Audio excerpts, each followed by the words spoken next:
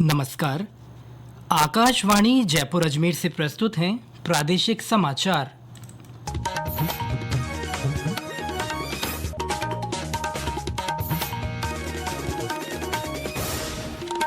मुख्य समाचार।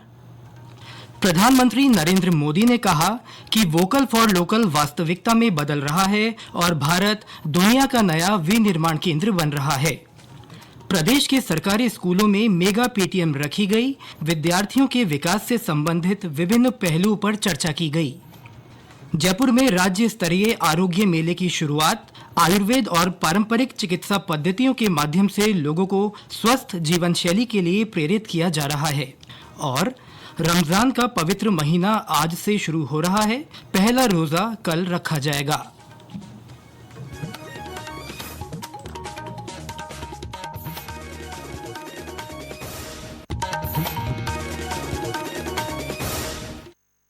समाचारों के साथ मैं सिद्धार्थ जैन। और अब समाचार विस्तार से। प्रधानमंत्री नरेंद्र मोदी ने नई दिल्ली में आज भारत मंडपम में NXT कॉन्क्लेव को संबोधित किया। उन्होंने कहा कि दुनिया भर से लोग भारत देश को जानना चाहते हैं और यहां आना चाहते हैं। श्री मोदी ने कहा कि हाल ही में संपन्न हुए प्रयागराज महाकुंभ ने पूरे विश्व को चकित किया है। करोड़ों लोगों ने इसमें पवित्र स्नान किया। उन्होंने कहा कि वोकल फॉर लोकल अब वास्तविकता में बदल रहा है। प्रधानमंत्री ने कहा कि भारत आज विनिर्माण का नया केंद्र बन रहा है। Bharat new factory of the world बन रहा है। हम सिर्फ वर्कफोर्स नहीं, वर्ल्ड फोर्स बन रहे हैं। कभी हम जिन चीजों का इंपोर्ट करते थे, आज देश उनका इमर्जिंग एक्सपोर्ट हब बन रहा है। जो किसान कभी लोकल मार्केट तक ही सीमित था, आज उसकी फसल पूरी दुनिया के बाजारों तक पहुंच रही है। कई साल पहले मैंने vocal for local and local for global का विजन देश के सामने रखा था। आज हम इस विजन को सच्चाई में बदलते हुए देख रहे हैं। प्रधानमंत्री ने कहा कि इस साल के केंद्रीय बजट का उद्देश्य कृषि क्षेत्र को अधिक लचीला और उन्नत बनाना है। प्रधानमंत्री ने आज कृषि और ग्रामीण समृद्धि पर पोस्ट बजट वेबिनार में कहा कि कृषि को विकास का पहला इंजन मानते हुए सरकार ने किसानों को गौरव का स्थान दिया है।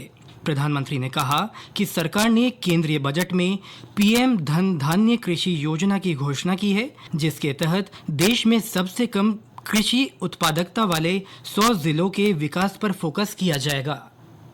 विकसित भारत के लक्ष्य की ओर बढ़ रहे भारत के संकल्प बहुत स्पष्ट हैं। हम सभी मिलकर एक ऐसे भारत के निर्माण में जुटे हैं जहां किसान समृद्ध हो, किसान सशक्त हो।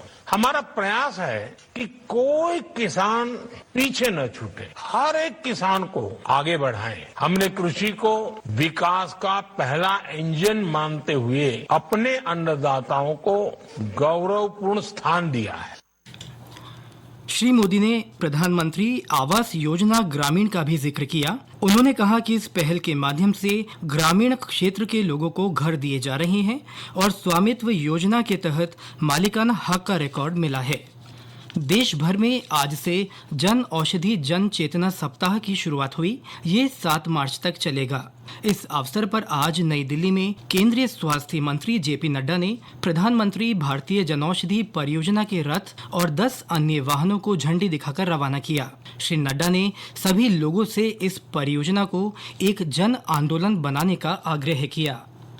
जन चेतना के माध्यम से जो 7 मार्च हम जन औषधि दिवस मना रहे हैं और महत्वाकांक्षी लक्ष्य लेकर के प्रधानमंत्री जी के नेतृत्व में हम सब लोगों ने तय किया है कि 2027 तक हम 25,000 केंद्र तक पहुंच जाएंगे। तो एक लंबी यात्रा हम कर पा रहे हैं। जहां हमने 80 केंद्रों से शुरू किया था, आज हम 15,000 केंद्रों पर खड़े हैं। हम 20,000 इस साल के अंत तक कर लेंगे और 25,000 हम अगले साल तक कर लेंगे।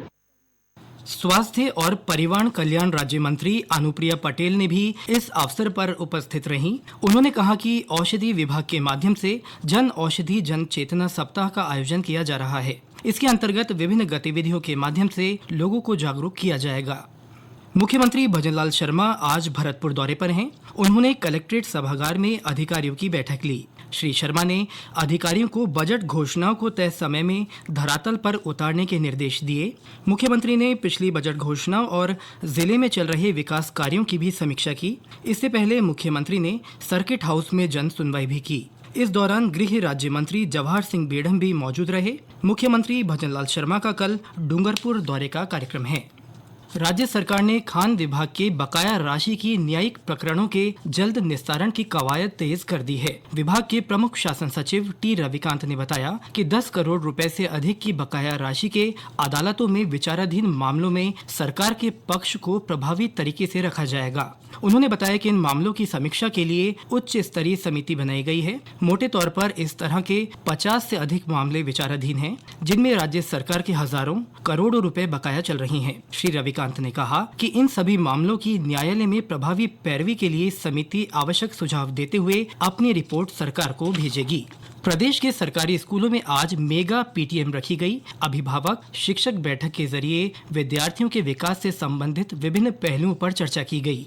इसके तहत पहली से 8वीं कक्षा तक के छात्र छात्राओं के अभिभावकों को संवाद के लिए बुलाया गया। इस दौरान अभिभावकों से शिक्षा प्रणाली को बेहतर बनाने के लिए फीडबैक लिया गया। साथ ही शिक्षकों ने विद्यार्थियों की अपार आईडी बनाने और स्वास्थ्य संबंधी जानकारी भी दी। ये समाचार आकाशवाणी जयपुर अजमेर से प्रसारित किए जा रहे हैं।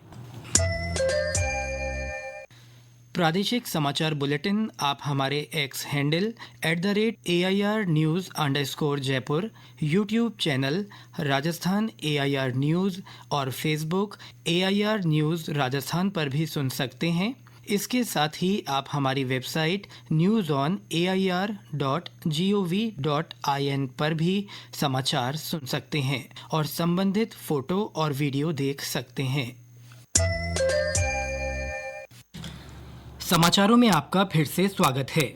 जयपुर में आज से राज्य स्तरीय आरोग्य मेले की शुरुआत हुई। 4 दिन के इस मेले का आयोजन जवाहर कला केंद्र के शिल्पग्राम में किया जा रहा है। इसके माध्यम से आयुर्वेद और पारंपरिक चिकित्सा पद्धतियों को बढ़ावा देने के प्रयास किए जा रहे हैं। एक रिपोर्ट। लोगों को स्वस्थ जीवन शैली के लिए प्रेरित करने के साथ ही आयुर्वेद, होम्योपैथी, यूनानी और अन्य वैकल्पिक चिकित्सा पद्धतियों की जानकारी देने का बेहतरीन मंच है आरोग्यम 2025 मेला। इसमें निशुल्क स्वास्थ्य परामर्श के साथ ही स्वास्थ्य परीक्षण शिविर भी लगाया गया है। मेले में हर्बल और प्राकृतिक उत्पादों की प्रदर्शनी भी लगाई गई है। मेले में आने वालों को औषधीय पौधों की जानकारी दी जा रही है। उनके लिए योग और ध्यान सत्र तथा कार्यशालाएं भी रखी गई हैं। उप मुख्यमंत्री और आयुष मंत्री डॉक्टर प्रेमचंद बैरवा ने इसका उद्घाटन किया। इस अवसर पर उन्होंने कहा कि प्रदेश आयुर्वेद और प्राकृतिक चिकित्सा का प्रमुख केंद्र बन गया है और राजस्थान में औषधीय पौधों की प्रचुर मात्रा में उपलब्धता के कारण इनका निर्यात किया जा रहा है। मेले के उद्घाटन समारोह की अध्यक्षता करते हुए जयपुर की सांसद मंजू शर्मा ने इसे स्वास्थ्य जागरूकता बढ़ाने की दिशा में महत्वपूर्ण पहल बताया। समाचार कक्ष से सुदर्शन नाहर। किशनगढ़ हवाई अड्डे से आज अहमदाबाद के लिए नई उड़ान सेवा शुरू हुई। केंद्रीय मंत्री भागीरथ चौधरी ने एक निजी एयरलाइन की किशनगढ़ अहमदाबाद उड़ान सेवा को हरी झंडी दिखाकर रवाना किया। इस मौके पर श्री चौधरी ने कहा कि ये नई सेवा क्षेत्रीय संपर्क को मजबूत करने के साथ साथ व्यापार और पर्यटन को भी बढ़ावा देगी। इस सेवा से लोगों को सुगम यात्रा का लाभ मिलेगा। रमजान का पवित्र महीना आज से शुरू हो रहा है। आज चांद रात है।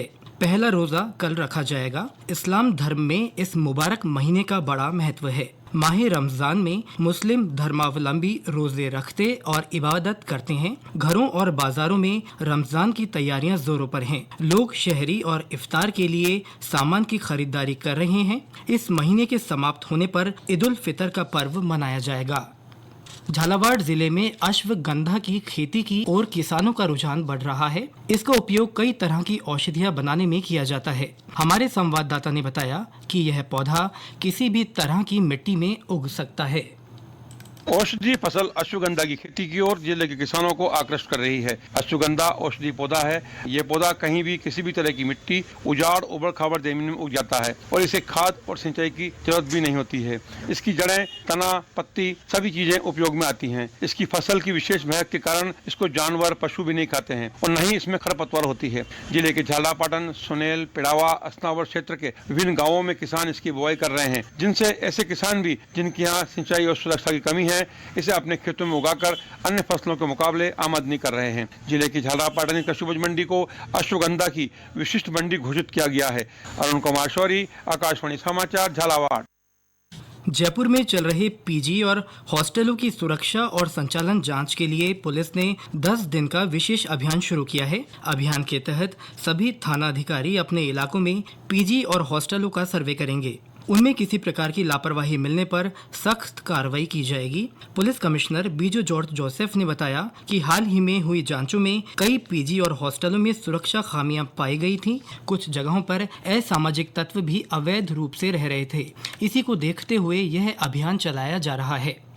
वित्त मंत्री निर्मला सीतारमण ने कहा है कि जनता से संग्रहित कर का आज बेहतर प्रबंधन किया जा रहा है। प्रौद्योगिकी के कुशल उपयोग के कारण ये संभव हो रहा है। वित्त मंत्री ने आज नई दिल्ली में सिविल लेखा दिवस समारोह में सार्वजनिक वित्तीय प्रबंधन प्रणाली की भी सराहना की। उन्होंने कहा कि सरकार डिजिटल इंडिया पहल से यह सुनिश्चित कर रही है कि सरकारी सेवाएं नागरिकों को इलेक्ट्रॉनिक रूप से उपलब्ध कराई जा सकें। उन्होंने कहा कि सार्वजनिक वित्तीय प्रबंधन प्रणाली के माध्यम से 60 करोड़ लाभार्थियों को पारदर्शिता के साथ सेवा प्रदान की जा रही है। और अंत में मुख्य समाचार एक बार फिर। प्रधानमंत्री नरेंद्र मोदी ने कहा कि वोकल फॉर लोकल वास्तविकता में बदल रहा है और भारत दुनिया का नया विनिर्माण केंद्र बन रहा है। प्रदेश के सरकारी स्कूलों में मेगा पीटीएम रखी गई। विद्यार्थियों के विकास से संबंधित विभिन्न पहलुओं पर चर्चा की गई। जयपुर में राज्य स्तरीय आरोग्य मेले की शुरुआत। आयुर्वेद और पारंपरिक चिकित्सा पद्धतियों के माध्यम से लोगों को स्वस्थ जीवन शैली के लिए प्रेरित किया जा रहा है। और रमजान का पवित्र महीना आज से शुरू हो रहा है। पहला रोजा कल रखा जाएगा। इसके साथ ही प्रादेशिक समाचार बुलेटिन समाप्त हुआ। नमस्कार।